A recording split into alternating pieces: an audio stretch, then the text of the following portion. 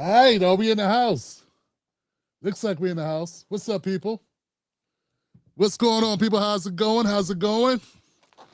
We're live. My name is Tim Black. What's happening?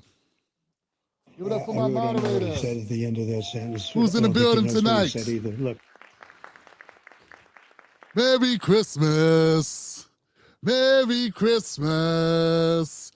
Merry Christmas to, what up, people?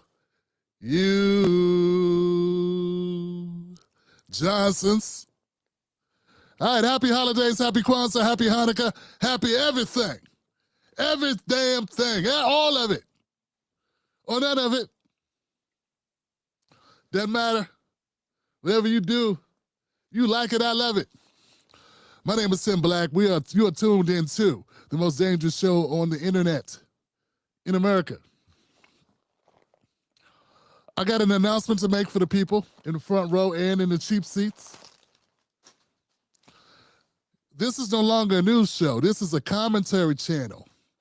I'm not a newscaster. I'm a commentator. Yeah. Give it up for that.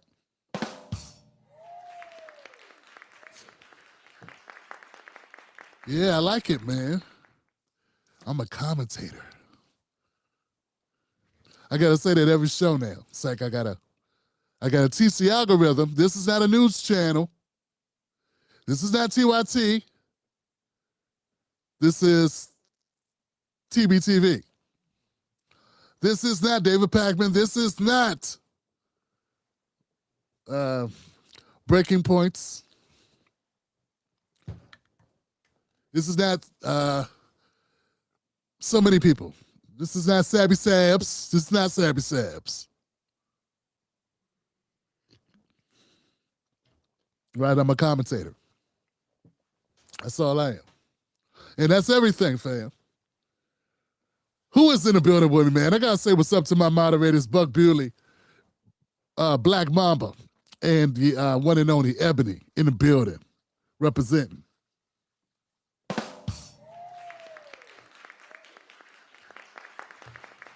Yo, hope everybody had a good whatever day. How's everybody holidays going? Okay. Hope everybody's doing okay. You know what I'm saying? Staying out of trouble.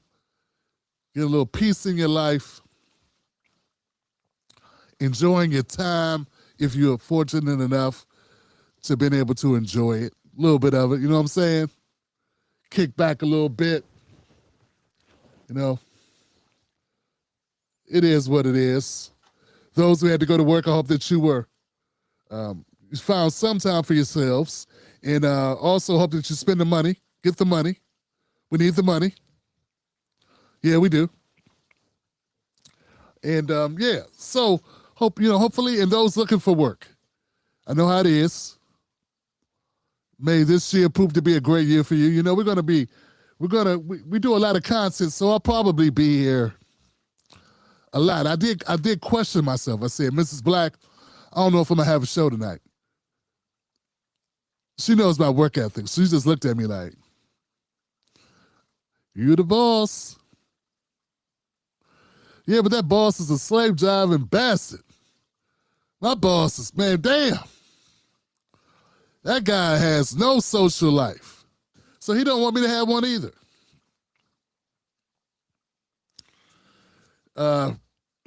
So it is what it is.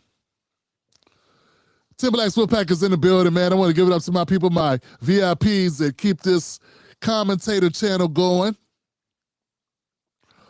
We commentate on politics, breaking news, things that are going on in the world, black culture, these things. It's always from that perspective of me who don't give a damn about these political parties. See, I don't have to say that anymore because it's a commentator channel. Yeah, it's beautiful, man. Oh, that's why I should say it.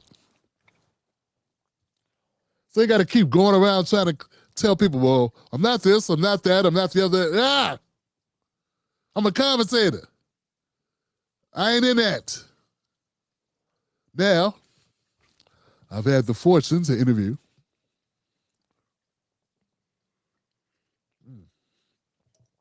several. That was good. That honey's pick kicking in.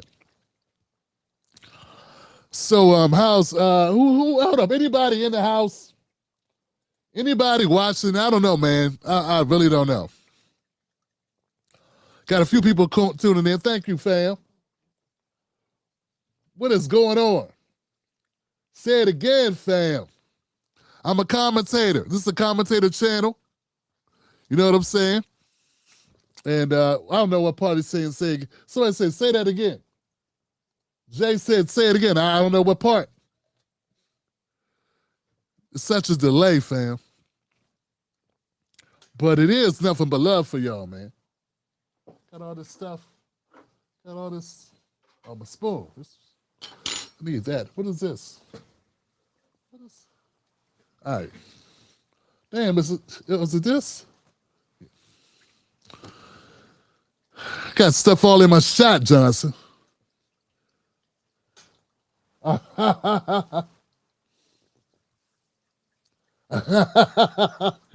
Yesterday was good until Grandpa went into his Trump derangement syndrome and I had to run to the basement to get away from it.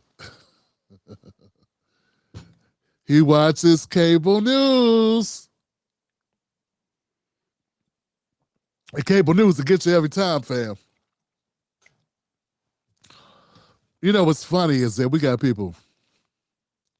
I don't know, man. They've been around for a while, but I guess they didn't pay attention to any of the shit that was going on in America. And they're all surprised that we had these problems. And they're blaming them on Trump when they've existed for quite some time. Yeah, they I don't know what it is. They want me put on them. Like, for instance, like when I talk a lot about the immigration thing, right? I talk a lot about that because I've done my research on it and have very strong opinions based on those facts, based on those realities and how it impacts working class Americans. And we could break it down how it impacts Black Americans. I've done a report on it. If you like a free report that explains to you how it negatively impacts Black Americans, which is the working class. All you got to do is come join me on Patreon and get a copy of it. That's for anybody watching who, instead of crying in my comments, instead of trying to educate me on Twitter for your little funky-ass followers, you can get my free book, my little ebook, my infographic, basically. That'll give you facts that you can look up and refute. But see, you don't want to do it because you don't want the truth. You want to be a saint. Saint. Ass kisser. You think you're saving the world. Yeah, okay. They think they're being nice by saying America needs to open all its doors to the entire world to help everybody. You don't want to help the people that live here right now. And then you tell me that's not racism or some other shit. It's gotta be. It's gotta be. What a slap in the face, man. Black people over this motherfucker fighting for resources, fighting to have the same rights as white Americans for 300 years. We fought for that shit. We finally get it, and then we got Black people that are worried about people in other countries that are willing to throw away everything that living in America actually benefits us. You know, they want to throw away all the benefits of that and give it to everybody. And then call a Black man struggling, trying to help his people maintain some semblance of stability in a country we built against our will without getting paid. And you calling me a white supremacist for that. Man, stop tweeting me, stop tagging me, you piece of shit. Stop doing it. You won't debate me in front of my audience. You won't have a conversation in front of my people so you can defend yourself, Ajamu Baraka. Then you would do me the decency and stop tagging me and stop talking to me online. Because if we ain't going to have a conversation where all my people can hear you defend your shitty ass statements, I don't have nothing to say to you. I lost all respect for you. All respect for you is gone. You're not my friend. You're just somebody who used my platform to get out your word about your Green Party. That's all you did, fam. Once again, unless you're going to come on my channel and stand up for yourself like a man, unless you're going to man up and say that shit with your chest in front of my Black viewers and my working class white viewers and my working class Latino viewers and my working class indigenous viewers, unless you're going to say that shit in front of all of them and tell them why none of that shit matters, being American don't matter, how we being fooled and played because we want a border. Meanwhile, this motherfucker go visit other countries that have borders.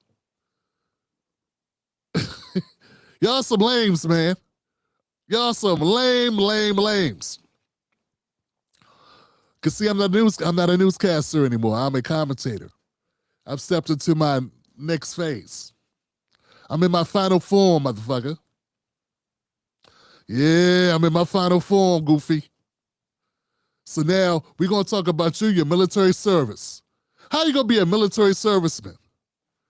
You talk about me and I've been bought into some shit. What you buy into when you was blowing up shooting at Vietnamese?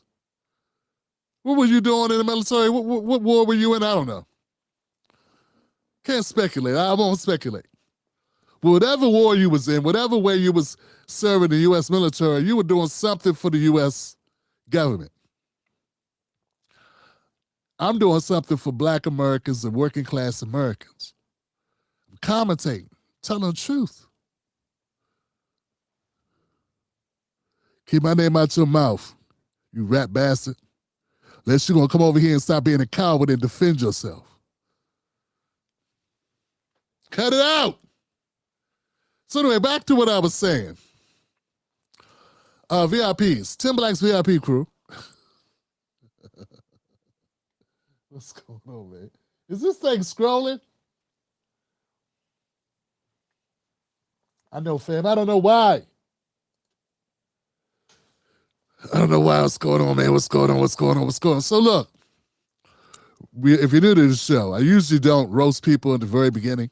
I usually kind of let the crowd warm up a little bit before I get into roasting dudes.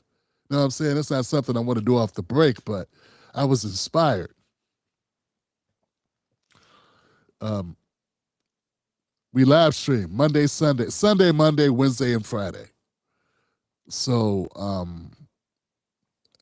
it's weird. We're here today because, well, it's Friday, and even though it was a holiday, it's Saturday tomorrow. We won't be doing anything tomorrow. We'll be doing content. I put out content every day, but I don't live stream every day. So that's what it is. Man, what's happening, y'all? So I got some stories, man. I got some ideas, some content I want to share with you to kind of keep people up to date and discuss what's going on in the world. We could do that. We could commentate on that. We don't have to be like Don Lemon and Joy Reid, do we? We don't have to do an Anderson Cooper with Blitzer. We can just be real. We could just be real, fam. And let the chips fall where they may, goddammit. Let the chips fall where they may. Man, I woke up today and I was black. Yeah, I woke up today and I was black, and I was like, oh man, here we go again. I get to inform the dum-dums. Oh man, I say, wow, man. How many of you woke up black today? Buck? Hey, Rob, you wake up black today?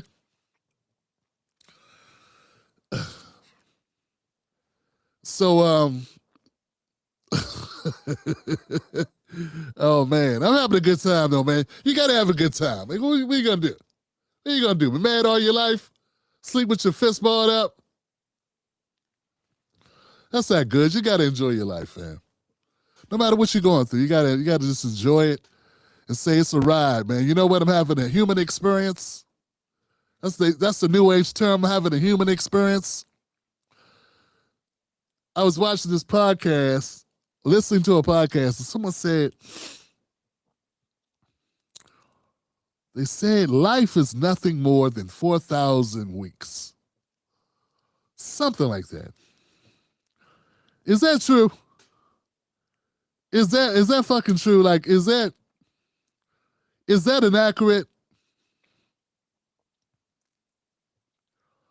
The lifespan of a human being, is it 4,000 weeks? Is that correct?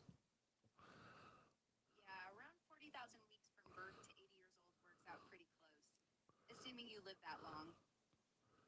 40,000 weeks?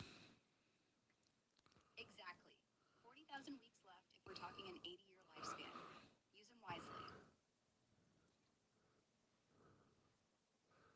Damn, man, when you quantify it like that, family, when you quantify it like that, that just, when you put a definitive number on it. So if you're over 40, it's so nice we have this time together. Yeah, but when you we get them over 40, you start realizing, some man like, yo. I remember I was working at a technology company. I was a contractor at a government agency, and I had a crew of guys I've been working with for a number of years, and he's good guys. I remember my guy Joe. We were in the office, and we were just shooting the shit. We had work to do, whatever, and just talking. And I just remember it hit me that I was wasting my time there. I don't know, man. It just kind of hit me, It just kind of like all of a sudden hit me. I was like 40, and I was like,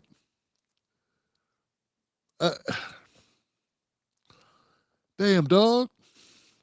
That's it.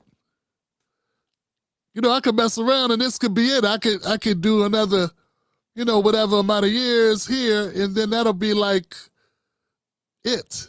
You know what I'm saying? Like, I didn't want that to be it for me. Man, do whatever y'all want to do with your life. Take your swings at bat. Take your shot. Live your best life. I'm serious, man. We got to get out the funk.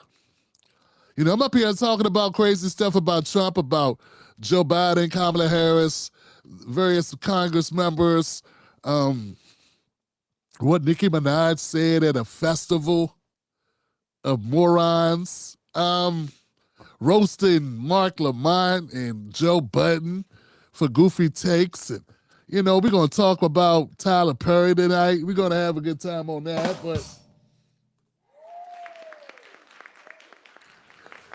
let's be very clear, fam. None of that shit is really important. You know? I mean, it's not as important as things that are important. I'm not going to say it has no relevance, but, you know, just kind of put things in perspective, fam. That's all. I don't mean to make you down. I just want to be real with you. Like, what are we doing? What are we doing? What are we doing, fam? So here on the Tim Black Show, we're the most dangerous show in America because we tell the truth, damn it. And we're going to continue to do that. My people are in the house. Yeah. There it is. Don't waste it, fam. I love it. Don't waste it. That's all, man. And look, and take your swings at bat. The crazy thing about it is you never know how things would have turned out if you did something different. You could only guesstimate. And I'll tell you, there are times I'm like wondering if I made the right decisions because I could have had a very comfortable technology career life, so I think. Because you never really know. If you don't own the company, you could come in one day and just be fired. And it's like, you don't know. You know what happens. You don't know what happens after that. You don't know what goes down. You know what I'm saying? So, heck, I remember I worked for the phone company when it was called Bell Atlantic. That's how old I am. And while I was there, it became Verizon. And then I took an early out and made a whole new, went to a whole nother thing. Stage. You know what I'm saying? And I remember running into people that stayed at Verizon. And they were like, man, good thing you got out when you did, bro. It got bad. I'm like, for real? They'd be like, yeah. Like, what? So, man, you never really know, you know? One doesn't know. You make your decisions. I know I had some great experiences making my moves that I made. And I don't think I wouldn't have been able to do the things I've done. Like, I had a great conversation with Andrew Yang a few years ago. And he was right about a lot of shit. Yeah, I talk bad about him sometimes. I take a hit at him here and there when he's being goofy on CBS or MSNBC or whatever. But he was right about universal basic income. He was right about that shit. Yeah, he was right. And I don't think you can take him away. I can't take away from him having that as a cornerstone of his campaign. And I think we're all going to get to the point where, we're going to have AI and we have to give people money to keep them alive. Like, people cannot, some of the jobs that people used to do are going to go away. And as a government, as a country, we need to keep people sustainable. Damn it. Like, we got to find a way to keep people indoors and also keep people living productive lives where jobs that are obsolete, we have them done more efficiently, but we have to take care of people meanwhile because we're a society. It should matter that you are an American citizen. And see, that's when it gets into this whole thing that the Ajama Barakas and the Dr. Umars and all these people and the Jared Balls, they don't get it. Like, for us to do some of the things that I'm thinking we're going to need to do in the next 5 years, 10 years, we can't have everybody just showing up here. Yeah, we can't go to an AI system where most of these jobs are automated and done by robots, take care of our people that are citizens that we have an obligation to do, and then open the door and let the whole world in. You know what I'm saying? You can't do everything. It's just unfeasible. But yeah, how you gonna look at California? How you gonna have an open border and have free healthcare? I mean, what are we doing? A mass unit for the planet? It's just dumb. And now this guy wants to run for president. Open border, sanctuary, and free healthcare. And then he wonders, hey, why are we so broke?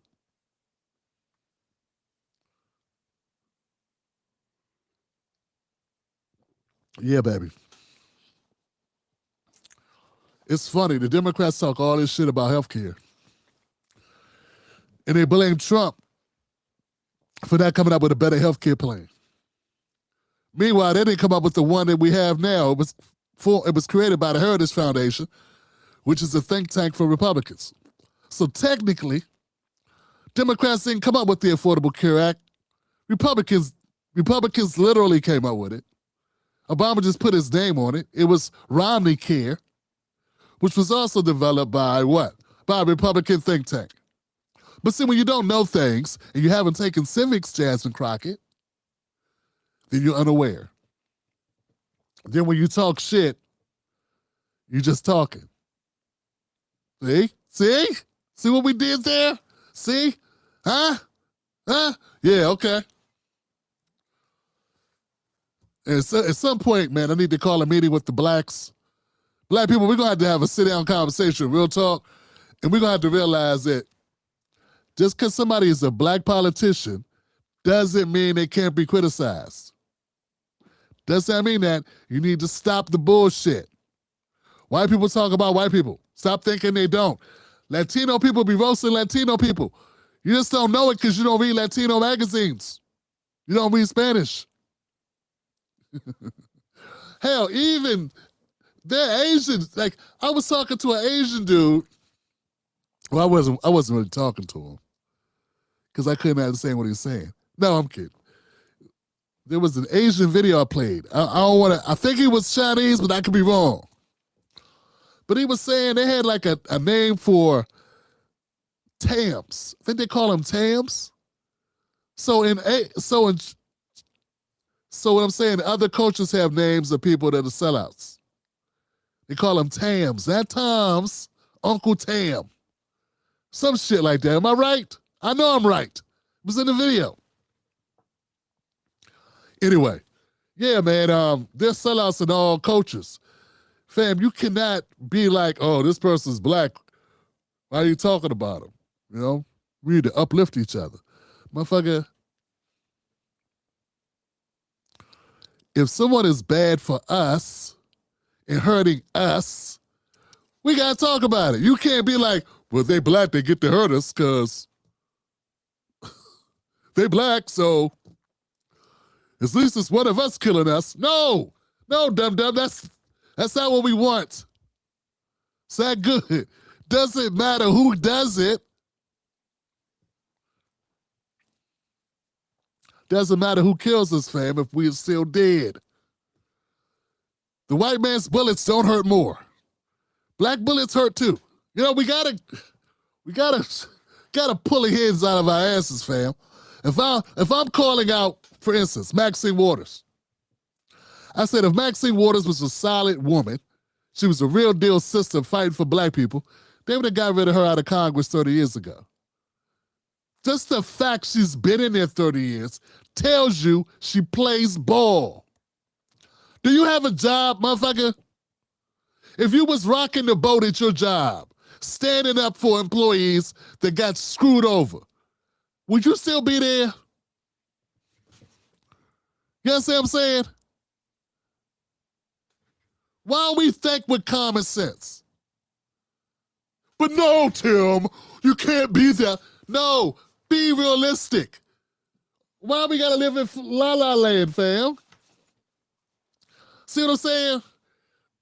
It's not, look, I will never tell you I'm a genius. I'm just very fucking simple. I got common sense. I've been on my own, living without my parents since I was 17 years old. Okay?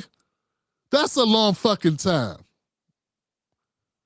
I survived the crack era in the streets at 17. I know the fact that I'm here and don't have a rap sheet, don't have bodies on my jacket and all that shit, and no snitching on my jacket, and none of that shit, none of it. And you see my pictures of me and my family, you see that shit, it should speak for itself. But I gotta speak for it because you don't pay attention. You don't have to be a genius, man. You just gotta you just gotta use your common sense, which you already have. You already know this shit. You just don't be thinking about it. You be fooled by the narrative. And I don't even knock you for it. That's why I'm here, fam. Listen. Our corporate media spends millions, billions, billions of dollars lying to Americans every month. Billions of dollars are spent to spin false narratives to people. It's intentional for you to believe the movie that they're running, the simulations that they're running.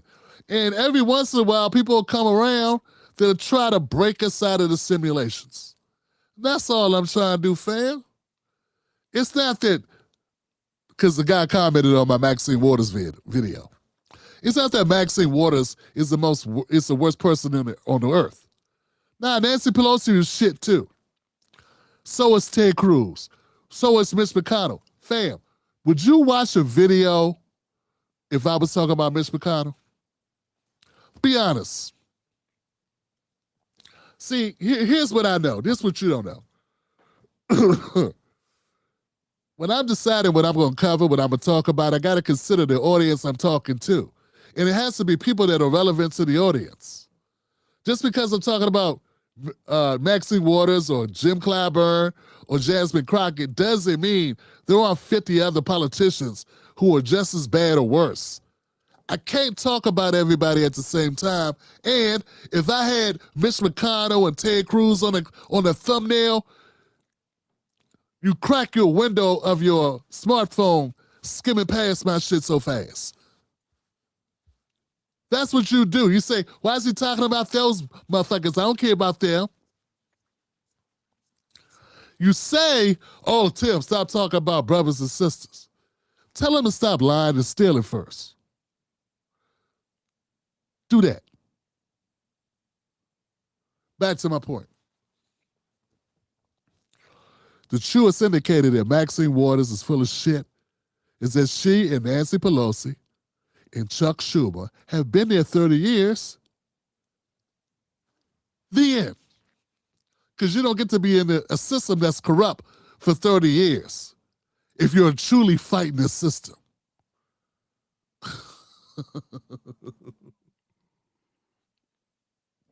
You do realize some people don't know how shit works. Like, I get it. The Democratic Party is an organization. They don't have to let you in. You know, you realize that, yeah, you get voted in by voters. They don't have to let you access Act Blue, which is how you raise money. They don't have to caucus with you. They could run other people against you. They could help fund your opposition. It's a lot of shit they could do. They could take you off committees. They could ice you out. I remember when I was working as a contractor, there was this one manager, government official. He had an employee, he couldn't just get rid of him because it's not that easy when you're a government worker, for real, to just fire people. But what he did is he had this woman he had a problem with for whatever reason. I don't know exactly the ins and outs of why it was such a negative relationship, but I do know that he had her desk. He had her moved out of her office into this cubicle that faced a wall. The window pointed at a wall. And then he assigned her no work. And if she was late, they were going to write her ass up. Do you understand what I'm saying? So Democrat Party can do similar shit. Nah, they couldn't fire AOC. They didn't hire her. She got elected by the people. But they can make life very difficult. And then there's other ways to give it to people. So I'm saying we got to wake up out of the bullshit. We can't be walking around just seeing colors and thinking, oh, okay. And that's one thing about white people. White people know. White people know. When white people walk into a store and see another white guy, they don't go, oh, great. I'm going to get all free shit. They know white people screw over white people all the time. They know white people go ballistic and shoot up places all the time. See, some of us rely on comedians too much. Yeah, I saw the Eddie Murphy skit with the white guy. He dressed up like as a white guy for the day and he walked around and life was different. It was a joke. It was a joke, fam. White people been screwing white people over. What do you think's going on in Ukraine and Russia right now? White people are blowing each other's brains out. And they live 5 minutes from each other, fam. These motherfuckers get up in the morning, look across the street, and then go to war. You understand this? People are killing each other that grew up next to each other's high school basketball teams. What?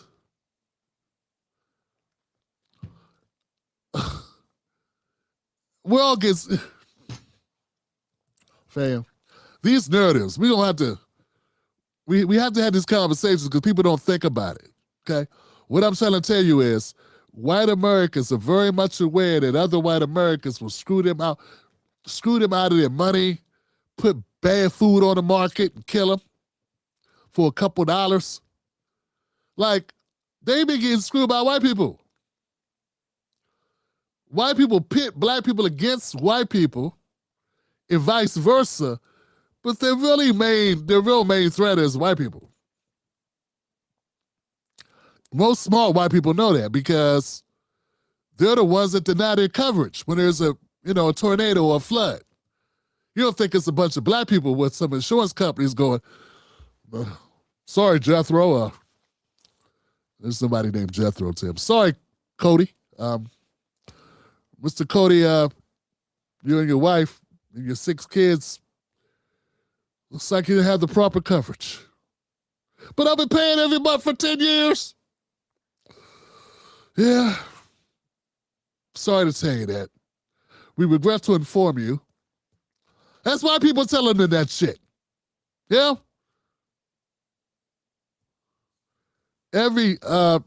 So I want black people to realize that we have to start looking at shit the same way.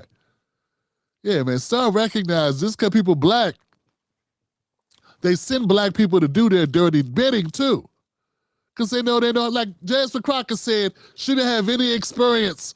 She went to the owner of the law firm or whatever, was the law firm? Forget what it was.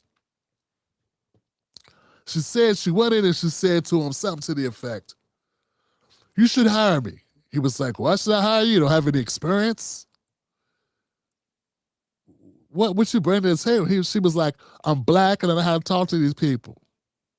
I know how to relate to them. You don't know how to do that. I can do that. I can talk to them. You can't talk to them. So I'm going to be very valuable to you because I'm going to go in, I'm going to do it, girl, baby. You know what I'm saying, baby? And that's exactly what you're doing to your ass right now. It's the exact same shit. And you don't realize it. You don't want to accept it. You know what I'm saying? So having that ability to be relatable to you in your own tongue or a similar or a tongue that you are familiar with that makes you drop your guard, that's important to the hustle. That makes the hustle work better. So yeah, man. You know, when those when working class white men were trying to get unionized so they could feed their families, other white men sent other white men to beat the shit out of them. Break legs and arms and such. Right here in America. You know what I'm saying? That shit was happening, fam. It was going down. The white guys were like, oh, we can't do this. These are white people, and we're white people. We need to stick together. It was like, if you try to unionize, I kill you. Try to take money out of my pocket, I kill you. And they literally killed each other over the shit. So I believe in, I don't know, man. When I talk, when I'm breaking down some shit about Maxine Waters or Clyburn, they may look like your auntie or your uncle, or your grandparents. They are not. Okay? They are not. They have a responsibility. Look at them as money signs. Look at them as multi-millionaires who said, fuck you. Because that's what they really did. That's what they did, fam. Or they would be out of office. I'm the most progressive, ever been progressive. I'm very progressive. And Joe Biden is a good man. Joe Biden was like, they was like, what do you want from Clyburn? What do you want from Joe? You helped him get elected. Your reason why he won South Carolina. Are you asking for him? No, I don't want anything. I want him to get back in office. The motherfucker had an opportunity to say, yeah, we would like an anti-hate crime bill for black Americans. He was right there, had a mic right there, fam. He could have said, yeah, I would like some tax deductions for black small businesses so we could accumulate wealth. Django, Stephen from Django didn't say any such thing, did he? He said, no, I don't want nothing. Just let me keep getting buttermilk biscuits. A little extra honey on my biscuit. And then I cover it, and I shit on them, and you get mad at me.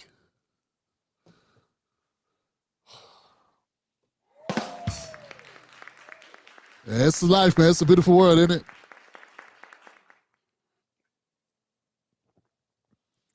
And and stop making excuses for people. Yeah, you don't make excuses for broke people.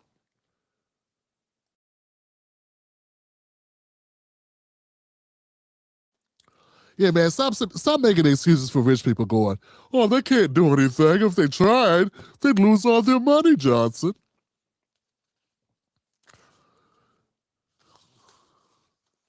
Fam.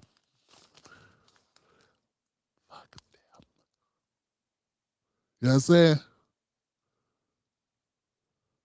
The individual is not more important than the collective. If you're gonna run for office, black people this, black people that, black people this, black people that. Under the guise of that you're gonna help black Americans, and then you get in and go, I can't do that, I gotta keep my money. Well, that is a lying-ass bastard, isn't it? You know who hasn't done that? The Somalis in Minnesota. Yeah, the Somalis in Minnesota, man. Actually, we need black people to act more like the Somalians. You know, not the scamming part, though. We don't need the scams. They get shot. I'm talking about, I saw a video, and I couldn't tell what he was saying because it's in another language. They're slick, man. I'm a Somalis in Minnesota's gangster fam. One motherfucker got elected. He's like, we come from Somalia. This is what the translation said. Said, I come from Somalia. We come to this country. We get elected to office. And then we govern ourselves. Yeah, baby.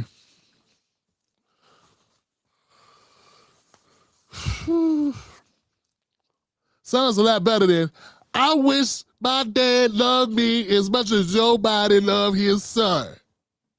Yeah, some reason I like the Somali standpoint better. I like that a little bit better. It's just maybe I'm tripping, you know what I'm saying? But I like it.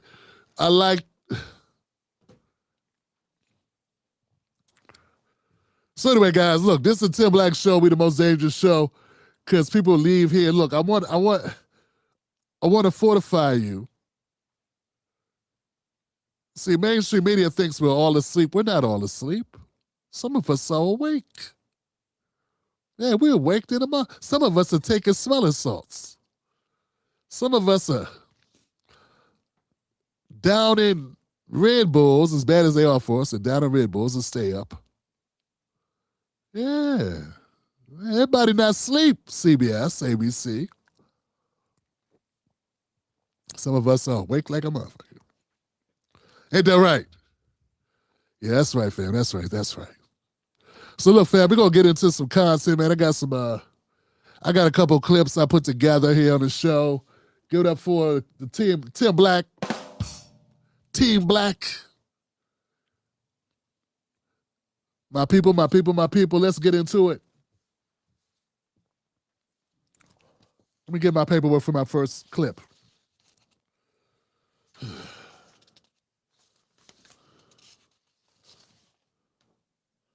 Oh, here we go.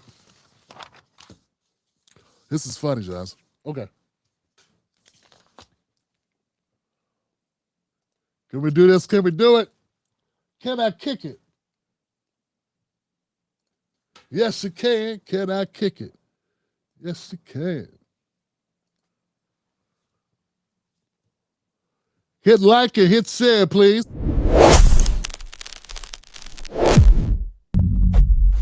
Next up with Tim Black. I know what you're thinking. I know what you're thinking. You're probably thinking, Tim, come on, man. This is old news, man. We heard about Tyler Perry. Nah, this is a new case. This is the second case. Tyler Perry got a new case of inappropriate conduct towards a man. Yeah, this is the second actor accuses Tyler Perry of sexual assault in a new lawsuit. This one, he's asking for $77 million, I think it is. Yeah, that's right.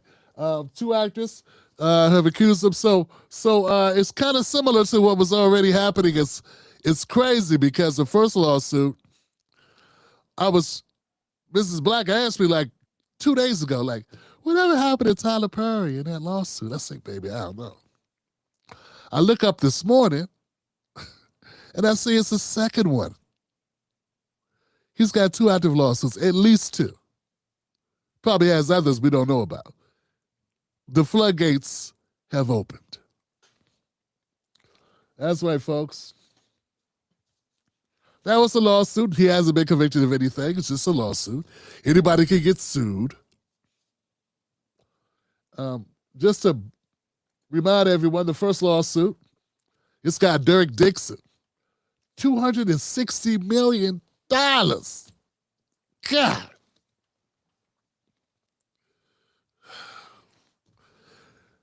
Woo! You know, what happened to Shannon Sharp was a shakedown. I don't know what you call this. What is this? What do you even call this? How do you even put together a lawsuit against somebody for $260 million? I'd like to know who's the lawyer put this shit together. But that's the first lawsuit. Sexual assault accuser explains $260 million lawsuit. How do you stop a billionaire? So the idea is that Tyler Perry is so rich, if you just hit him with a couple million, it's nothing. It's like, go buy a car. It just throws you $3 million and you shut up. So he said he's got to hit him with as much money as possible to make his point. Yeah. Right. Like this story. So he's actually doing a public service because, we got to stop this evil Tyler Perry from, going after the whites. And that's something else I noticed about Tyler Perry. He has a particular fetish going on here, Johnson. As you can see here, this is the new guy. His name, what's this guy's name? I don't know his guy's name. There, he's got a fetish, but he's got a type. Next. Tyler Perry has a type, fam. That's what he has. He has a type that he is into, Johnson. So I came up with a couple things. We're the king of Hollywood studios, and you still can't keep the drama off screen. I guess the screen needed a better plot twist.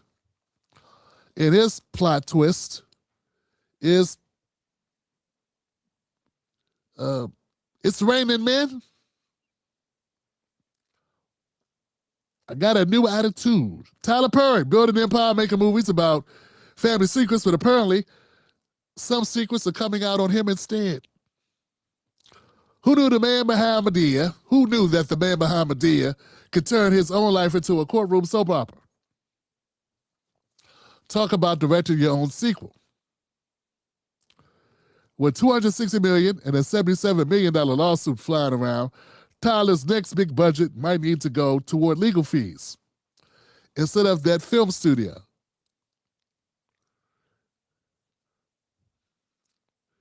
Perry's motto used to be, you can do anything you put your mind to. Apparently that includes attracting lawsuits. Yeah, Tyler. Yeah, man, like I said, I noticed Tyler has a type. He likes a Latino. He likes a Latino. You know what I'm saying? He likes Taco El Pastor. Tacos El Pastor. Split roasted pork with pineapple, onion, cilantro, and lime. Mexico's street food masterpiece. I wonder, do he get his tacos in two? Looks like he likes multiple tacos. Ceviche, which is fresh fish cooked in lime juice with onions, chili, and cilantro. That's from Peru. It looks like Tyler likes it raw. Tyler Perry. Arroz con pollo. Chicken and rice simmered with sofrito, peppers, and spices. It's a staple in Latin countries. It's a home. It's a what's that warm food? What's that comfort food? That's it. Yeah. Well, it looks like he makes the men, especially Latino men, very uncomfortable.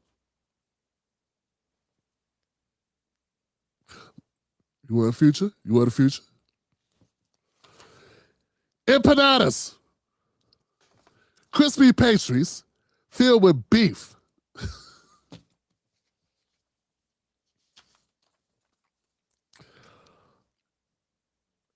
Mofongo. I like the name, mofongo.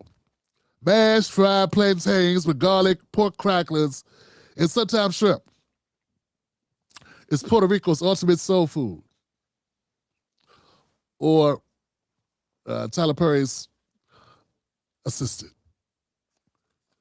Mofongo. That's what he called him, mofongo. Anyway, man, hey, look, I'm not saying Tyler Perry's guilty of anything, but I am saying, though, when you get accused of touching guys, when you get accused of propositioning men, and you are a man, and those men come forward, I give it extra weight. Because in our culture, as much as we talk shit and it's, it's not that popular. It does not make you a popular at parties to go around being the guy that was assaulted by a man. So when a man says it, I kind of take it more serious.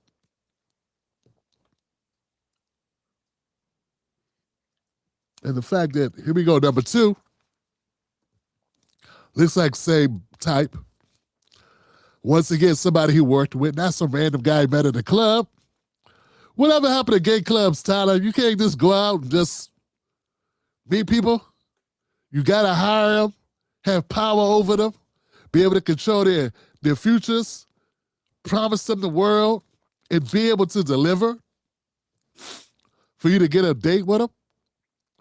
Why don't you just go get some Ozempic and a new wardrobe? Stop dressing up like a woman. Go to the gay club like all the rest of the gay people. Well, I'm thinking, aren't there websites, Grinder and such?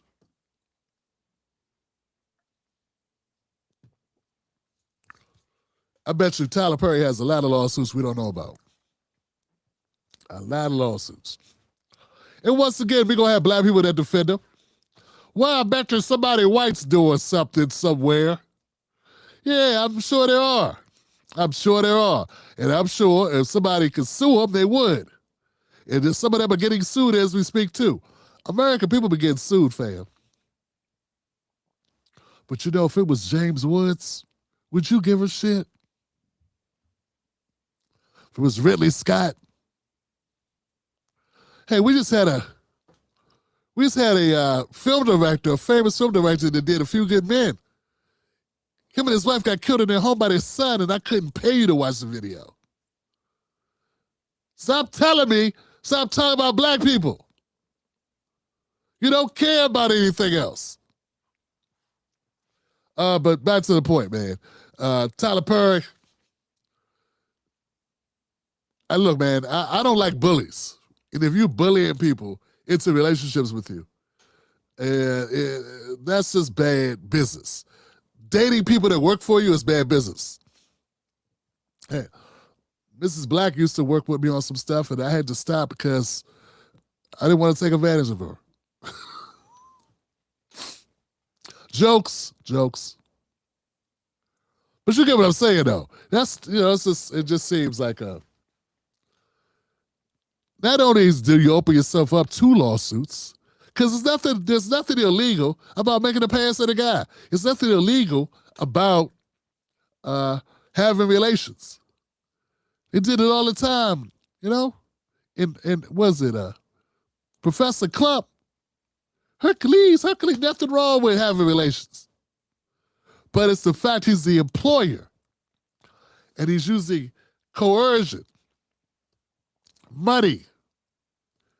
And they're saying it's unwarranted. It's not solicited. It's not both ways. It's him coming on to them. See what I'm saying? It's different. So my thing is just meet people like regular people. And if you can't do that, guess you can't be outside. Yeah, what happened to just going outside? You know what I'm saying? Let me know what y'all think. I think Tyler Perry is a damn fool. I also think he can afford it. But his reputation is going to take a hit. But since most of the people that deal with Tyler Perry are women, they're going to make excuses for Tyler. Or because he's not abusing. Or the people with the lawsuits are not women. See how it is? So are black women going to hold Tyler Perry accountable? They probably lining up to see his next movie right now.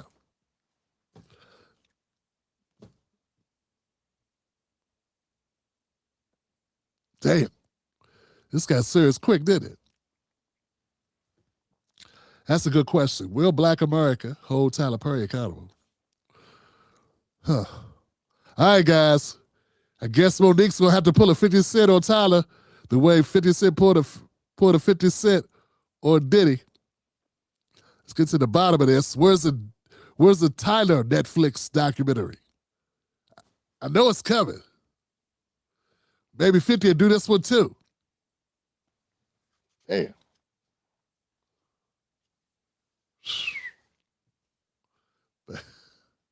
Man, I'll tell you, man, Tyler know better. He know better. But he got all that money and he buying, I thought he was married, Johnson. What happened? I don't know. This is like a bad Tubi movie. The hell is going on, Tyler? All right. Jesus Christ.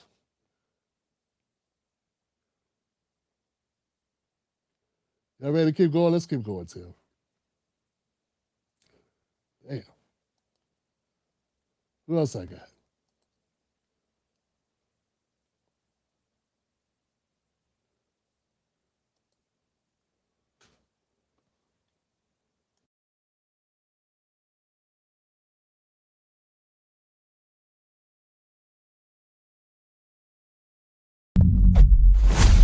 Up with Tim Black.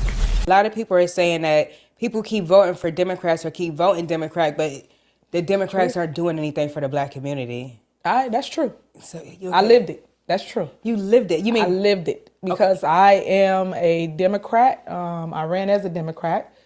And if you go check my voting record, that's what I always pull, a Democrat ballot. And Democrats really need some help. And I'm here to say it proudly that a lot of them don't belong in the seats that they're in. Residents have to really research them and stop listening because they say they're a Democrat, don't mean they for you. Mm-hmm. They're normally for themselves. You have to really pay attention and change the narrative that we see right now. right? Because right now, Republicans are doing a good job to me. Ooh, I like that one. Okay. Tim Black's BS detector. Tim Black's BS detector. Tim Black's BS detector. Man. Yo, man, shout out to the attorney, man. What's my brother, man? What's my brother out there? Damn, it's an attorney that I rock with, man. It's an attorney on YouTube that recently had surgery. Recently had surgery, man, brain surgery. Somebody knows who I'm talking about, man. And he used to cover Tiffany Henyard very closely. Did a really good job on it. The name pops out of my head there. I wanted to shout him out. Anybody knows who I'm talking about? The attorney who covers a lot of these cases. He was covering Tiffany Henyard's case. Yeah, that's Mayor Tiffany Henyard. Well, anyway, shout out to that attorney. I'll put it in the actual video when I put it out, if it goes out. Isn't that something, fam? This is the woman that got pushed out of office because of corruption. And now she's talking about the Democrats suck. She's a Democrat. Tiffany Henyard, for anybody who doesn't know, she was the mayor of Dalton, which is a 95% black town. It's a black village south of Chicago. She was also the Thornton Township supervisor, appointed after the previous supervisor died. So she had two jobs. She's 41 years old, a little bit younger than Jasmine Crockett, about the same age. I'm just pointing that out because black women age so well, you be thinking they're in their 20s. She made history as the youngest person, first woman, and the first African-American to serve as Thornton Township supervisor. So she came in, Nate the lawyer. So she came in, and people were excited about her. They were like, oh, a breath of fresh air. Let's give this millennial an opportunity, and let's see what she can do. And she came in, and she took all their money. Bought clothes with it, went on trips, rented Escalades, got her hair done every day, had 20 bodyguards. She ran up the budget, fam. Then she wouldn't let them look at the books. Oh, she went ballistic. She turned all the way up on their tax dollars. And then if you talk shit and you had a business, she'd take away your business license. This black woman went black woman. Crazy. Yeah, so to be fair about the numbers here, so we know, former Chicago Mayor Lori Lightfoot investigated her spending and found Dalton went from a $5.6 million surplus when Tiffany Henyard entered office to a $3.6 million deficit.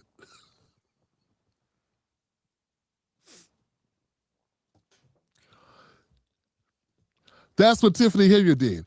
And she's here talking about how the Democrats ain't shit. And she's right. And she was one of them. She's one of the biggest ain't shit Democrats in history. In fact, if there's anybody that makes black women look so bad, it's like, man, maybe black women should not be mayors. There would be a picture of Tiffany Henyard. This is also the same Tiffany Henyard who Roland Martin had on the show, and he defended her and did not hold her accountable.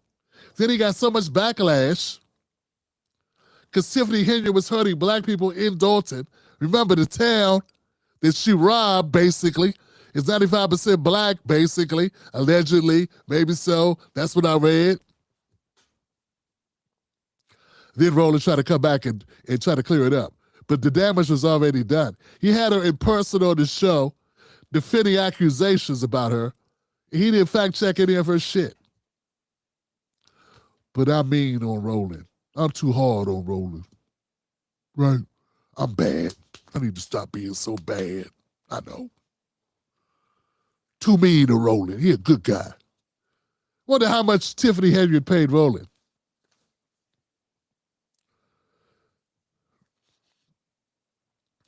Well, here's what Tiffany Henry did in 4 months. She spent $67,000 on travel in 4 months, $85,000 on hosting a party, $43,000 on Amazon in a single day, $33,000 on Amazon on another occasion, over $50,000 on ice skates and artificial ice tiles, credit card charges totaling over $800,000 in 2023.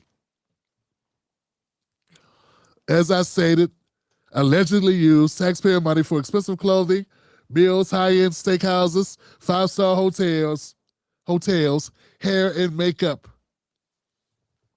teams. Hair and makeup teams. She didn't just go to one person. Hook me up, sister. Nah, she had a whole crowd of people around her. On standby. Or I got to be doing this. I need to be here. Come through. Bring the whole team. So the FBI investigated her. In 2024, April 2024, federal subpoenas continued in 2025, including one on the day she lost the Muriel primary. So there is a number of legal issues that she also faces. So anyway, she's mad. What she's upset about now, that was background. Now she's upset. In this video we just saw, she's complaining that she didn't get a fair election process from the Democrats. Yeah, she's alleged the Democrats railroaded her out of position. Why would they do that? You were doing such a good job for the people. She didn't just lose. Look, I'm not saying that the Democratic Party probably didn't want her out. I'm not saying that people there in her local Democratic operatives didn't want her gone. Bad publicity, horrific PR, and yes, I'm sure it was very tenuous, very tense having her still in office.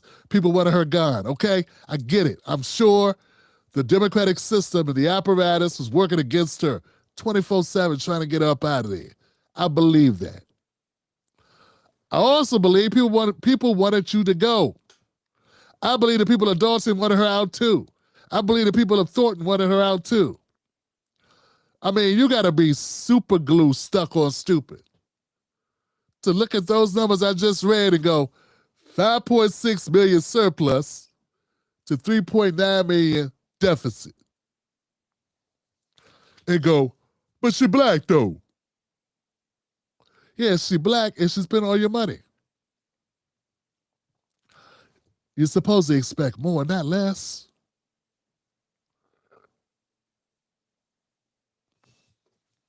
What's the point if we don't hold people accountable when they rob us? Man, if you break in my house, I don't care who you are. I want my shit back.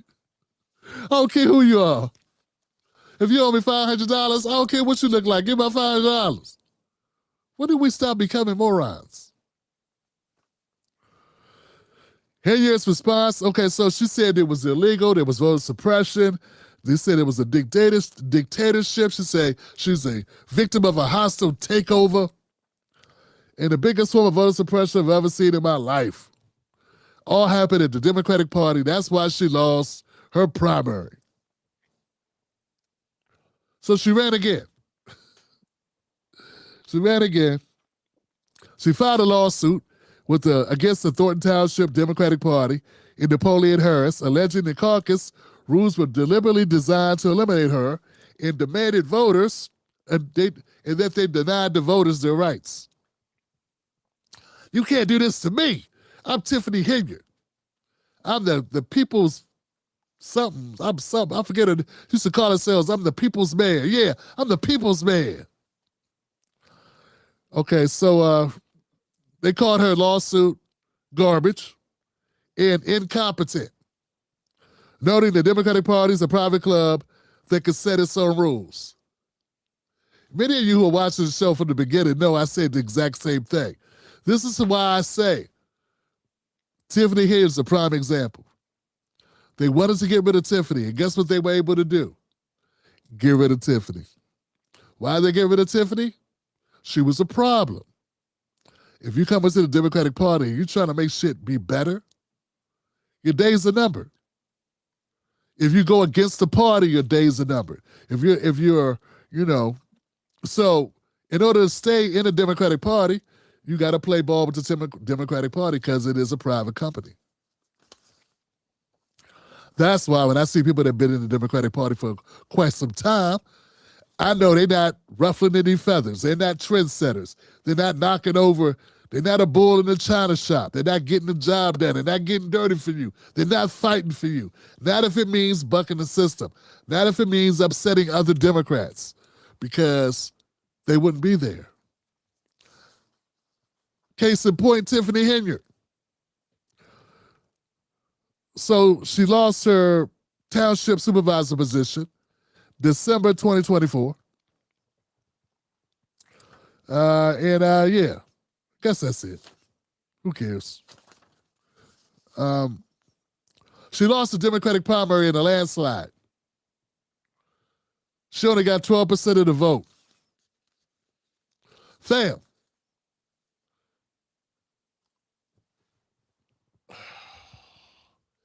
She only got 12% of the vote, y'all. 12. She only got 12 points more than me, and I didn't even run.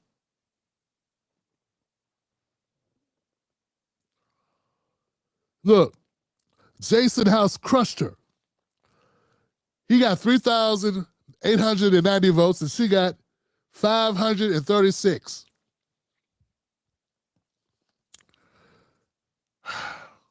He ran on Clean House 2025. Damn, that's good. His name was Jason House, and his motto was Clean House.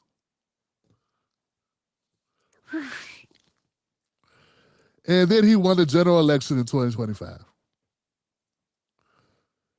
So what's going on with Tiffany Henyard besides saying she likes the Republicans? Republicans are better now. Well, she was kicked out of both positions as of April 2025. She still faces the federal investigations. They have not gone away. Still dealing with contempt of court issues for not turning over records. Remember when I told you she wouldn't turn over records? And trying to claim she was a victim of the Democratic Party corruption. Now I want you to know, back in 2021 when she entered office, she crushed it. She came in, she won 82% of the vote. In a mere, 4 years later? Yeah. 4 years later, she lost 88% of the vote. And now she says the Democrats are dirty. You shouldn't trust them. Even though she was a Democrat and it looks like they couldn't trust her. Okay, so guys, look, it's what I was saying earlier. We gotta come together and realize it doesn't matter who the candidate is. We gotta hold them accountable no matter what they look like. If you do a great job for us, we fuck with you. If you do a great job, if you fight for the people, if you go in and you do the work for the people, if you're willing to lay on the line for the people, we have to have their back. But not until they do things. You don't just talk. Trump is an asshole. F Trump. That ain't nothing. I do that. Yeah, I roast people on this show.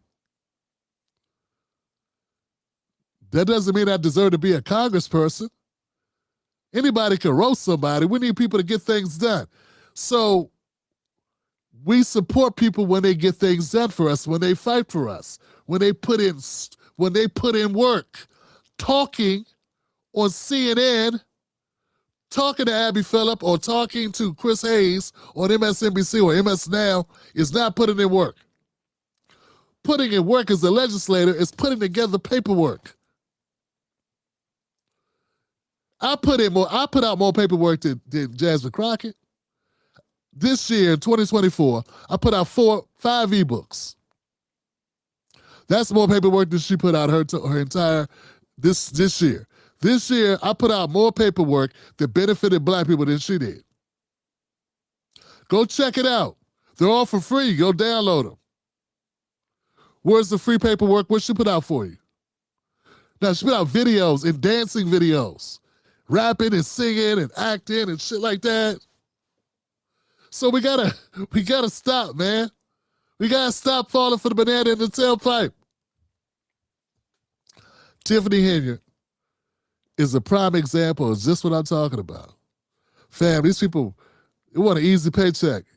And doing public service is real easy. And there are a lot of scumbags with these organizations, these 501c3s, or what have you, supposedly helping people get themselves nice cushy salary. It's the hustle. Look, man, it doesn't matter who the person is if they're not down for us, if they're not working for us. So we support the people that are working for us, and we pull our support from those that don't. And it's that simple. It is a transaction. It is a job, and we need to treat it as such. Now, once you put that work in, once you're showing you're fighting for us, we'll hold you down forever. We will support you. But if you're not going to work, you're not going to work for us. Or if you're working against us, if you're just working to pad your pockets, if you are just working to take trips to eat at the big steakhouses, stay in five-star hotels, have a hair and makeup team, in private security, in Escalades, door-to-door, fam, we got to put our foot down. Or as attorney lawyer Nate would say, we got to call them the hell out. Nate the lawyer would tell you. Wow. That's crazy. You know, it's bad, man, when the Democrats are coming out going after the Democrats. Both parties suck. And if you are a corrupt Democrat, you'll probably be a corrupt Republican. They got corruption too. It's not like only one group. They're both politicians. There's corrupt Republicans. A lot of them. All right, guys, let's keep it rocking. Now, before we keep going, if you're on X, Rumble, or Kick, or Facebook, no, I'm not even on Facebook anymore. Could you hit like or repost this? It's important to repost it because it helps us. And if you're on YouTube, could you hit like? It helps us in the algorithm. Let YouTube know. Oh, okay. Commentary now. Okay, I like it. We're doing a commentary show. Same Tim Black. I could even be more bold because I'm not a newscaster. That's why I dress more casual. Now I got a bunch of ties I don't know what to do with. But yeah, hit the like button, guys. Let the algorithm know you like the show, and then we're going to be calling it straight. I got a couple more clips I want to get to tonight. I want to say shout out to the Tim Black VIPs, those that support this channel. I got number love for you, and let's keep riding.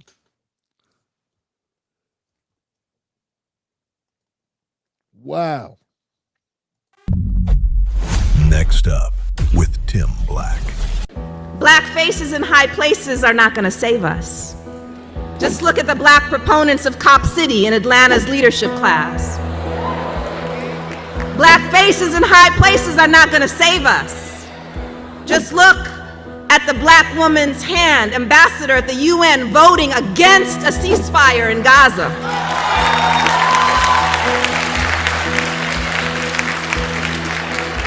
That is, our blackness and our womanness are not in themselves trustworthy.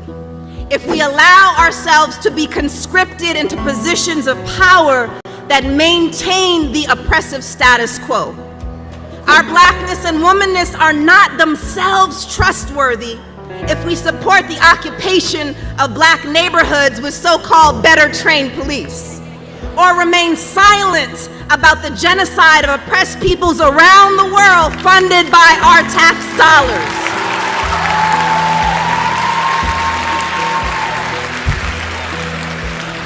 And here, let me please shout out the incredible Spelman students and AUC siblings who have been organizing with Stop Cop City and Justice in Palestine, among many other troublemakers in this room. You all remind us that college is not a waiting room to enter the real world, but that you can start transforming that world right here, right now. It goes without saying, but let me just say it anyway. For student activists speaking out courageously for Palestine and Congo and Haiti and to stop Cop City, they should not be threatened with expulsion, loss of scholarships, or have public safety called on them for protesting. Too often, our institutions celebrate student activists after they've graduated, even giving them honorary degrees.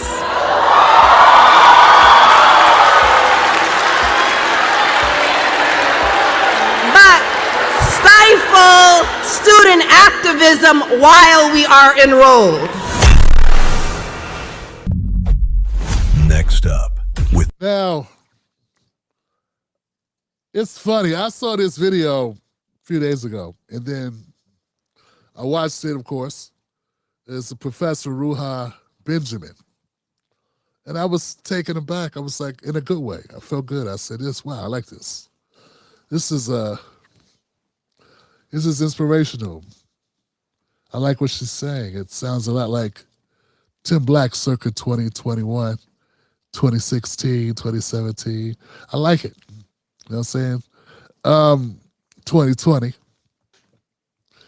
And then, I don't know. I wondered, I said, oh, God, I hope she's still like this. You know what I'm saying? Because one never knows what happens to people over time. And I didn't think much more about it. I looked her up, found out who she was. Then today, before going, as I prepped for the show, I got an email from a frequent viewer of the show who said they ran across this and said, wow, she sounds a lot like you, she sounds a lot like you, Tim. So that's interesting. It really is. I'm not totally, I don't know what she says on other issues. I got a feeling she would be like, we need to open all the borders and let everybody in, and then we would be not on each other's side, not supportive. Then she'd say, I'm buying into white nationalism because, I'm supporting working class black people trying to keep their jobs. It was, but maybe I'm wrong. Maybe I'm wrong. Maybe she would understand that that's how I grew up, and these are the people that I grew up with, and these are people that I love, and I saw them get displaced before my eyes. Not theoretical. It's not numbers and shit in a spreadsheet. It's not an article I read somewhere. I lived it. I witnessed it within my own family. Can't just tell me that. You can't tell me about the drugs like it's an abstract thing. You know about how the damage that the fentanyl drugs being lacing drugs, the lives that the families that it has destroyed, and the lives it's taken. You can't tell me these are theoretical, abstract, blown up, made up shit by Trump. Because all the pain I'm talking about that I've dealt with, and these things I've seen up close, happened when Trump wasn't in office. But of course, there would be no comeback. For some reason, it would be not to blame the people that are there or some other shit. The point is, I love this video. I love the sentiment. I love what she's putting down. I respect it. I do. And it's good to know that there are people out here speaking truth to power, calling out those that are failing us intentionally, not because they're trying really hard and just coming up short. That's the hustle. Oh, we really wish we could get things done for you, but just can't. It's just the other side won't work with us. We're trying real hard. They won't listen to reason. Yeah, we got to stop buying bullshit excuses, because that's what they are. But yeah, I just wanted to share that with you. This inspirational clip from a professor calling out the BS. Next.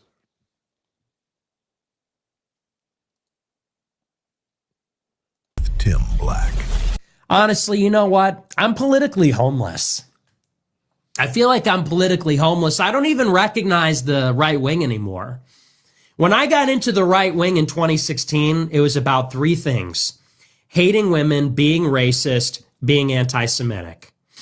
Those were the three things that the 2016 revolution was all about. That's what the online right was about. That's what the right wing on Twitter was all about. It was about being sexist, being racist, being anti-Semitic. And I thought everybody was on the same page. As time has gone on, however, the only thing that they remain is racist, and that's it. They're not anti-Semitic. They're not sexist. They just beat up on blacks and Indians all the time. And it's almost making me sympathetic. It's like, guys, we gotta shit on women too. Next up with Yeah.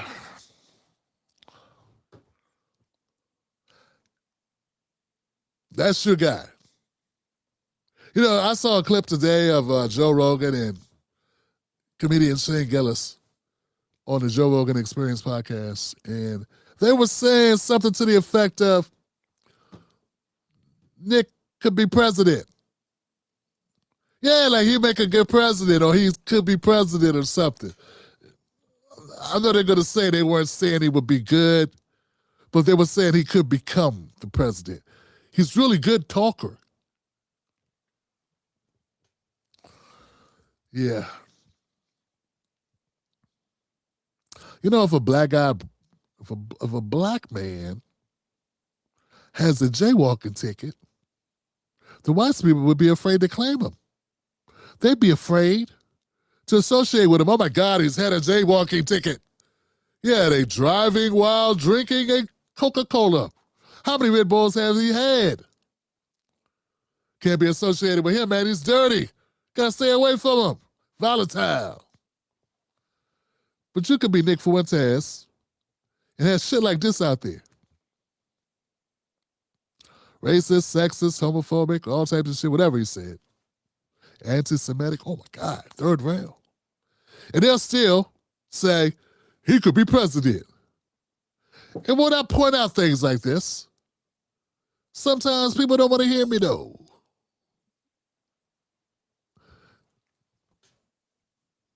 Now, I've given Joe Rogan the benefit of the doubt several times because he's a comedian, and I always give comedians a little bit of extra room to play. Because you got to be able to do that, man. I got to be fair. I give Dave Chappelle room to play. You know what I'm saying? And Lord knows, Richard Pryor, that's, you know, my... Yeah, Paul Mooney said crazy shit. Dick Gregory was, you know, as Dick Gregory got older, he was a... Shit, he was verbal. He needed to call CPS, Child Protective Services, for the people he interviewed, man. This guy was assault and battery. Anybody he interviewed, God bless him, rest his soul. So I give comedians a little bit of extra room because they're comedians, you know, talking for, you know, talk. But this right here, it's just, it seems like a bad play. That's all I'm saying. It's a bad play. Yeah, Nick Fuentes, anybody theoretically, technically anybody can be president who's an American citizen. They could run. But for you to say they could become president, it's kind of scary. Because that's sort of implying they had the capability, like, to be president. That you kind of see them as presidential material. Yeah, like anybody could drive a car. Now maybe I could accept that if you said, "Hey, you know that guy? He could drive a car." I'd be like, "Yeah, okay, yeah, I guess he could." But see, being a president's supposed to be something special. See what Trump did? Now we like anybody can be president. White nationalist, guy who uses the N-word, it's openly anti-Semitic, defiantly misogynistic, anybody. But only anybody if they're white and from the right. Come on, guys. This is one reason why I got out of politics. I can't be the guy I want to be being in that sector. And I'm playing against all my best strengths. You know what I'm saying? I can't be myself over there because you're not allowed to be yourself in politics. You gotta, even if you're a commentator, you gotta hear the bullshit. That's why my lights are dark. I'm a dark-skinned black man. There are people that do political commentary, black people, that if you meet them in person, you're like, did you fall into the black paint? Because in their videos and in their content, they look so light. No names included, but I've been told it's like 4 degrees darker when you met them. So that's one of the reasons why it's darker here. I want you to know I'm a black man. I'm leaning into my blackness. I'm free, baby. Tim, what's this got to do with Nikki? Well, see, Nikki is being himself. He's being himself. And they like it. They like the him that he is being. He that is being himself has people supporting him. I think he's funny too. But he's funny in a racist ass way, which makes me want to rebut him. Makes me want to roast him. But him being only 20-something kind of takes a lot of, takes some of the fun out of it. But yeah, I wish he wasn't racist. If he wasn't such a racist, then it would be more interesting. Because it's such low-hanging fruit. White people have been racist for so long, it's like no new shit at all. Nick's like, I'm going to stick with what works. I'm sticking with what works. Don't change it up. That same move keeps on until they can stop the play, keep running the same play. Yeah, as much as people say we need to move on and let it go, they elevate a guy who's openly racist, and part of the reason they elevate him is that he's racist.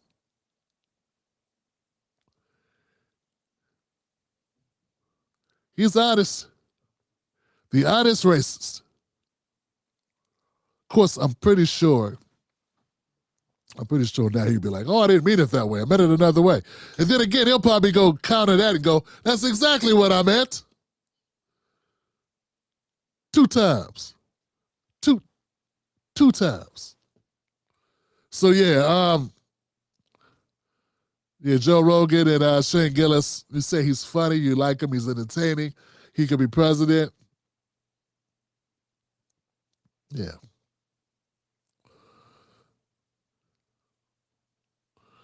All right. I'll keep that in my history bank, my Rolodex, in my timeline, my mental timeline. So when something comes up again with you guys, I'll just be, I'll reflect to it, I'll pull it up, I'll retrieve that data set. Just remember what kind of motherfuckers you are, you know what I'm saying? Because, like, this guy, like, openly. It's no, I mean, I get it. There are some people that like it when we're racist or this open, but I got a feeling if Hotep Jesus was like, kill all the white people. White people are devils. We need to get rid of these white people. And we need to move away from white people. White people need to blah, blah, blah, blah, blah. I don't think that Shane Gillis and Joe Rogan would be so funny about it. Yeah, I don't think they would be saying, Hotep Jesus could be president. Yeah, I don't think they would be saying that. Whether he was funny, comedic, or not when he said it. It only works one way. That's right, the door swings one way. To the white. Oh, another pun. Yeah, Nick's not the only one that can talk on his feet. Can I be president? Biatch. See, and I get to say things like, you can't say these things if you are wearing a shirt and a tie and a suit jacket. I guess you can if you're Nick Fuentes. All right, folks. Let me know what y'all think, fam. I know some people are like, Tim, what do you expect of Joe Rogan and Shane Gillis? I don't expect anything of anyone, right? But I will talk shit about it. I will commentate on it, because that's my job. I commentate on shit. I don't have to be surprised. Hey, when people say that, well, what did you expect? I don't know what I expect. I don't expect anything of any motherfucker. I don't expect anything of you. I expect you to be a paid member. You a VIP?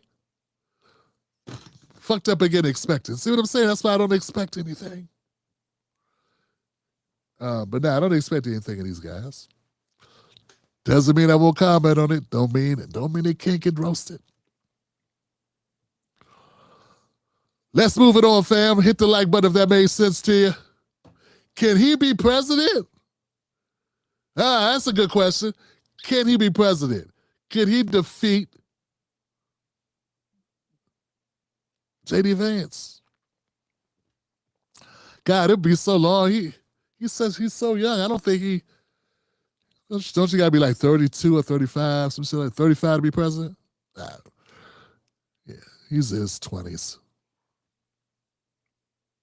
Leprechauns don't live that long. You know what I'm saying?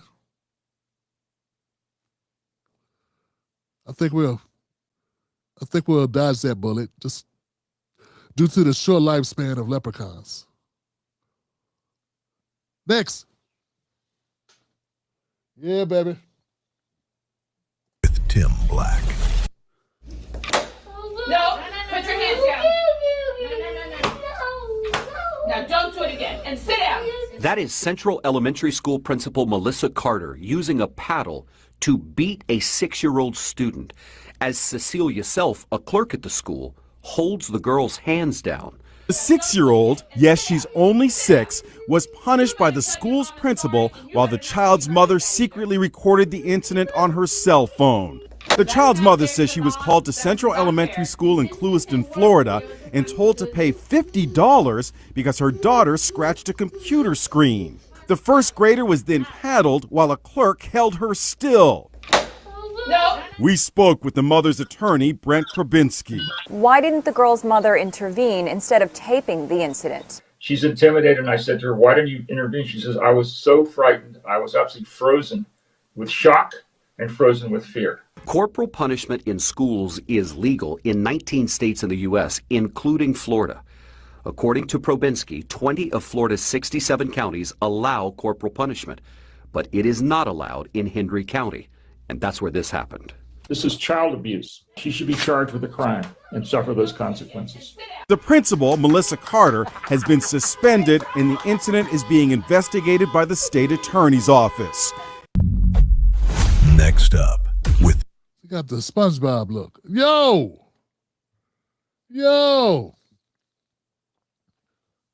We still whipping ass of kids in schools? I didn't know we could do that. Damn, that seemed like some old school shit. We still do that?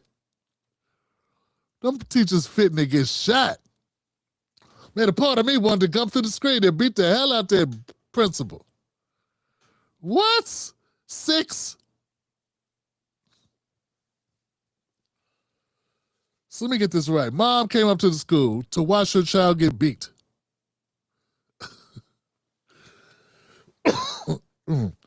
And instead of stopping it, she recorded it. Mom saw payday, baby. Mom said, baby, you got to take this one for the team, literally. I get you a new Xbox. How about the PS5? Fuck that. Oculus, Mom. I want an AVR, a VR. I need a VR. New VR set, Mom. Damn.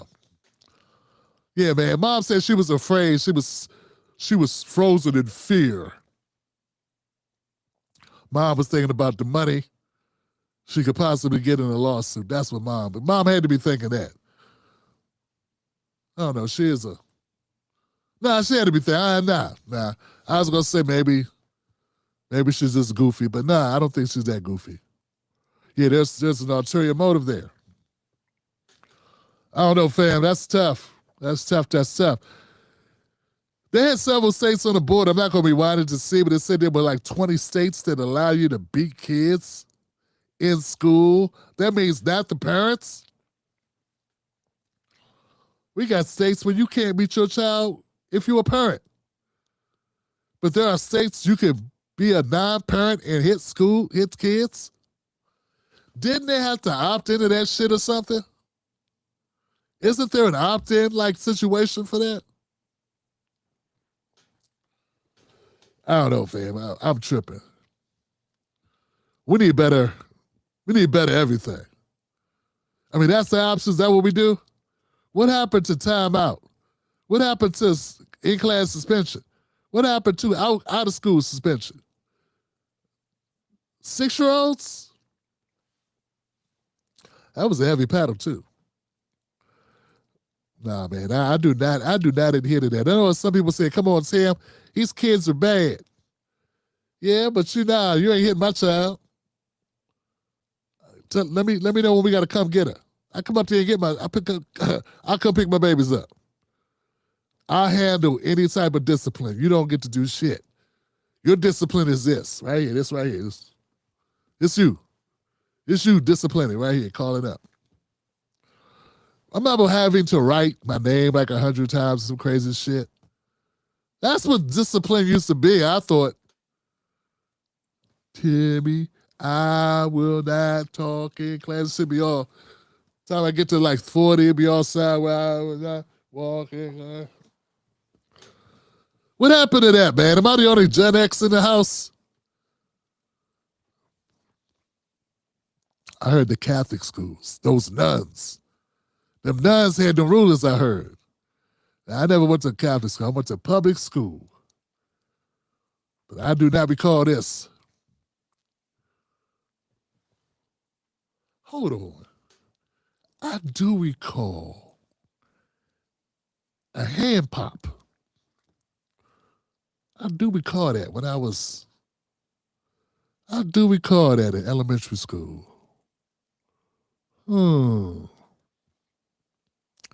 I recall this. Anybody else recall this? Have you ever been corporally punished in school by a teacher? Let me know what happens, fam. Let me know what y'all got. I'm very interested in hearing the response from my Tim Black viewers, fam. That shit need to be changed. Like, come on, we got to grow up. We got to grow up. I mean, to tell me, y'all can kids can get sex changes and they could, they could assume different identities in school and you won't even tell the parents and you want to be able to whip their ass too? Come on, fam. Come on.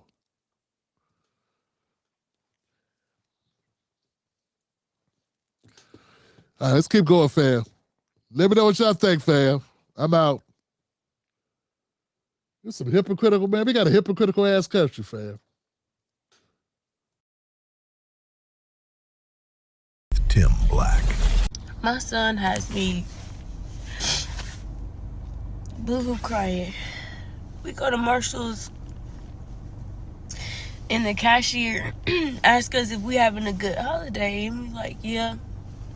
And my son go say, yeah, even though my mom only got me 7 presents. Not knowing what the presents is that he got. Like, I spent a lot of money on him. I really did. One of his gifts being a PS5, but it's just like, knowing how hard I worked to like get everything that I did for him, And mind y'all, my son he's about to be 7 2 days after Christmas, but like, I don't know if I'm like too sensitive for this world or what, but oh my God.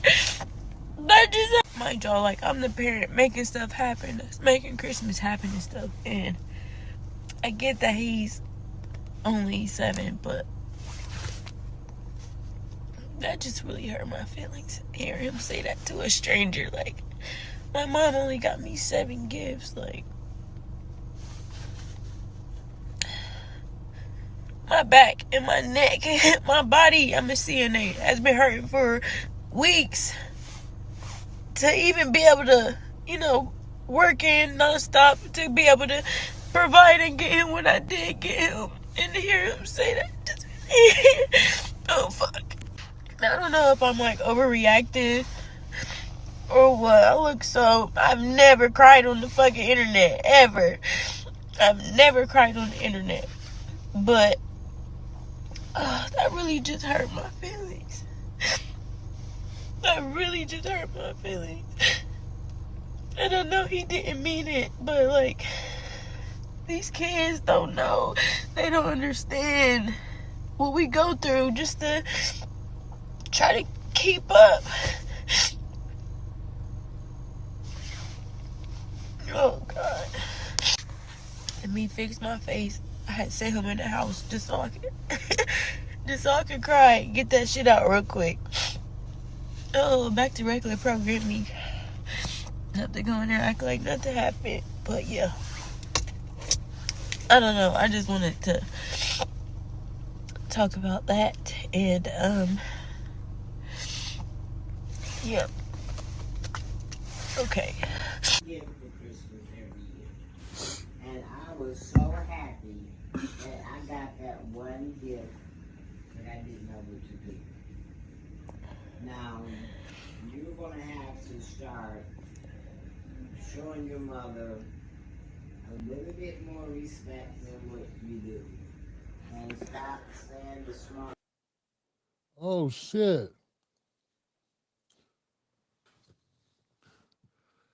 Now, originally when I saw this, I did not watch the entire video. I didn't watch the ending. Sounds like she lives with her mom. Or it sounds like an older lady. I'm assuming it's mom. It could be anybody. And that person was talking to the child. And it sounded like she was reprimanding the child about how he was acting about the gifts. You said something, the young lady in the video, she said something. That something about being too sensitive for this world. I don't know if you're too sensitive, but too soft? Yeah, maybe that's the same thing. Not wise, unwise. You're the parent. You are the parent. I didn't have holidays when I was growing up, so I don't feel sorry for any kid who don't get presents. I never got Christmas presents. My parents got me something that was after Christmas, and it wasn't like that. It was against our religion. So I didn't have birthdays, Halloweens, Christmas, none of it. So, yeah. And even when we did get stuff, depending on our financial situation, 7 gifts, a lot of damn gifts. Yeah, I may have got 2 things, and one of them was underwear or socks or some shit. I mean, we had hard times sometimes. Look, if you only got that child 1 gift, and I do mean 1, or if you got them no gifts, whatever you got them is what you got them. That's a child, girl. You paying the bills, woman. You are the parent. You make the decisions about what's appropriate. If I was you, I'd take them gifts I got him and put them up and say, they my gifts now. Oh, you want to talk shit? These mine. You're going to learn about respect. You're going to earn these gifts back. If you want them, you're going to have to do work to get them. You 7. You understand what I'm telling you. They ain't come out the sky. I paid for these through working. And I can take them back and get my money back. You ain't even play with them good yet. Nah, man, we cannot let our children run all over us. My God, he gonna be beating your ass when he in his teens. Where's dad at? Where is his dad? Man, I'm afraid to think about how he's gonna come up if he's able to have you balling like that. I don't know. Obviously, he's not thinking about your feelings at the time. He was just being honest about how he felt about the number of gifts he got. But it also shows his appreciation level needs some work. He said that in front of you. 7 is old enough to know that might not be the thing to say in front of mom. So I don't know. But for you to take it this hard, like you don't already work hard enough, you live indoors, you provided a Christmas for him. I mean, I know that's your son. I know you love him. But as long as you are fulfilling your requirements, you give him attention, love, food, shelter, all the things you provide for a child. Sometimes you got to say, fuck them kids. Yeah. Learn now. Sometimes, I'm sorry, yeah. Sometimes you got to be that way. They don't run you, you run them. You tell them what time it is. Not the other way around. Now, if he says, I didn't have no food,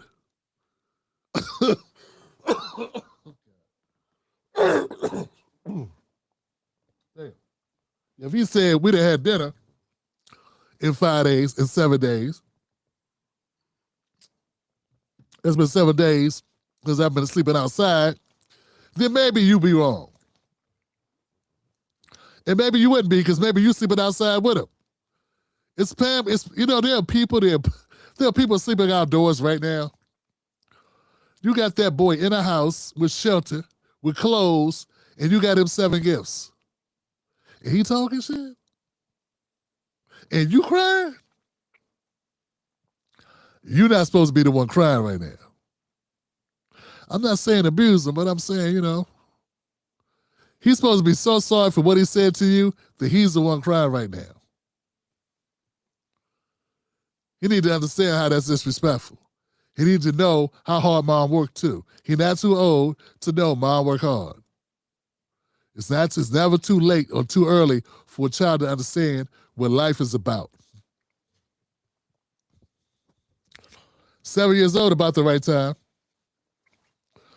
I remember my oldest son. We went to get the Christmas tree one year, right? So we going to get the Christmas tree. We pulled up to the Christmas lot, getting the live tree.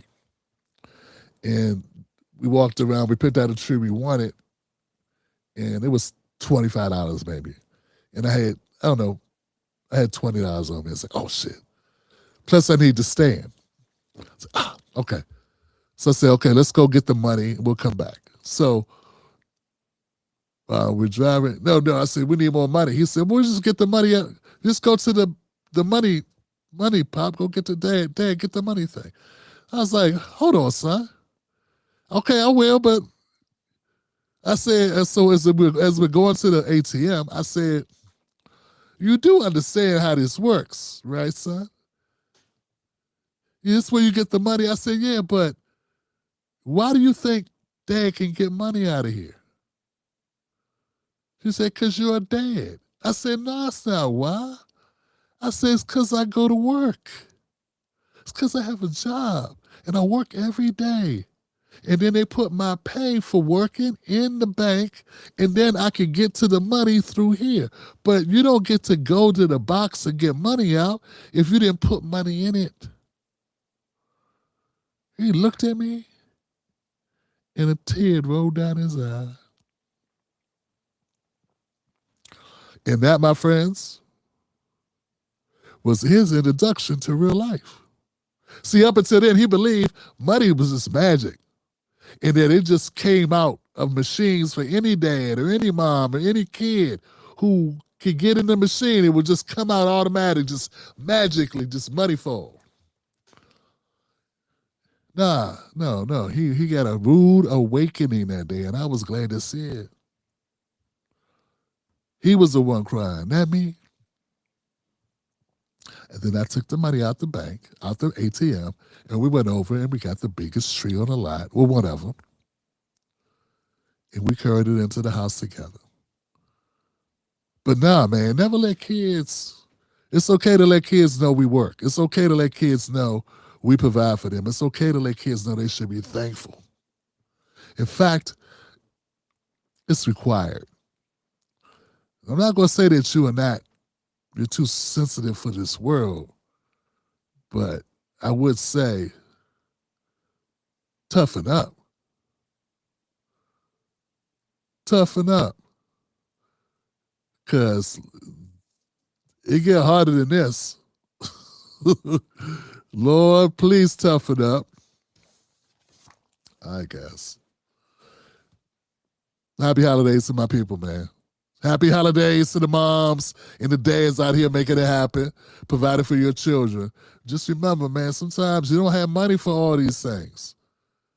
Love, roof over head, man. Teach them some thankfulness. Right? All right, man. All right, guys. Thank y'all for watching tonight, man. I appreciate y'all checking me out. Hope that you tell a friend about this show. This is a commentary show. A commentary show. We cover politics, breaking news, black culture. Crazy things I run across like this. But we're still filling our way through. We'll figure it out. Shout out to my moderators for holding it down for me. I appreciate y'all as always. Shout out to Ebony, Black Mamba, and Buck Bewley for doing what you do, guys. Appreciate y'all. And thank you to the Tim Black Wolf Pack. Remember to join. Go to jointimblack.com. Become a member at only $5 a month to start. You could join at a higher level if you want. Get your Tim Black Wolf Pack mug at timblackmug.com. I haven't been shouting that out lately. That's why I needed it on the table. What else? I think that's it. Let's see who we got over here. Where my people at, fam? Anybody here? Money do not grow on trees. Grandma say money do not grow on trees. Hell no. Hell no, it don't. You need to get in here and wash these dishes. And you better rake this yard. I had chores, fam. My people didn't play.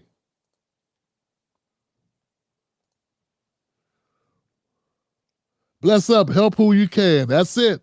Help who you can, fam. I love it. Man, I've been running across this guy on TikTok who talk like this. All right, bub, how are you doing? Hey, good day to you. It's a black guy. He talk real weird. He got I think his name is Gab or Gabe or Gab or something. Guy's hilarious, man. He's always giving out money to people. You see this guy? Well, good morning. How are you? Yeah. Just checking out. Make sure you're doing okay. You having a good day? Did you got a receipt for all that? You gotta check and make sure you're not stealing or nothing. Oh. You only spent $300? Okay. And then he gives the people the money that they spent back. Have you seen this guy? Man, I don't know about y'all, man, but there's a couple shows. Couple people that be online doing these things, and I'm like, it's really nice to see it. It's really nice seeing it, man. It's him, it's a brother in New York, I think, who's feeding people. He like rents out food trucks and feeds all the people on the street. I saw a brother who just goes up to homeless folks and gives them money.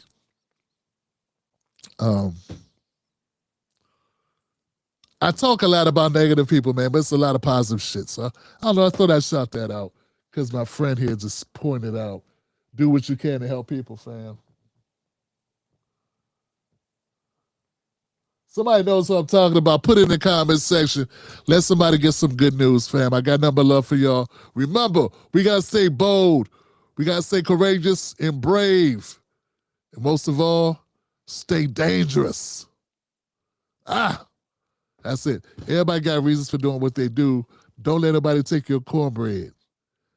Everyone has reasons for doing what they do. Here go just a few of my reasons for doing what I do. So you say, Tim, why you up here talking hard? Why you up here pushing people? Why you up here trying to wake people up? Damn it, I got reasons.